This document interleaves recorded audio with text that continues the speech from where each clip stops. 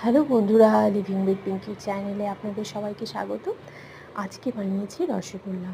তো সেই জন্য আমি 1/2 লিটার দুধ নিয়েছি। এখানে 1/2 লিটার দুধ আমি জালে বসিয়েছি আর 3 চামচ ভিনেগার দিয়ে একটা ছানা তৈরি করে নেব।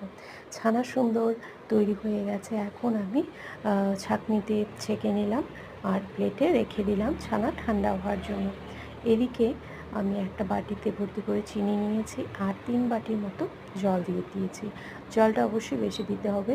তো একটা পাতলা শিরা তৈরি করে নেব এদিকে। আর এদিকে শিরা তৈরি হতে থাকবে, এদিকে আমি ছানাটা মোটামুটি ঠান্ডা হয়ে গেছে। এখন আমি মেখে নেব সুন্দর করে 3-4 মিনিট মেখে এভাবে নিতে হবে। তো দেখুন একটা সফট ডোর মতো তৈরি হয়ে গেছে। এখন মিষ্টির শেপে আমি গড়ে নেব। তো শিরাও জাল হয়ে গেছে। এখন মিষ্টিগুলো একটা একটা করে আস্তে আস্তে দিয়ে দেব। 5 মিনিট না ঢেকে আমি শিরাতে মিষ্টিগুলো সুন্দর করে রেখে দেব।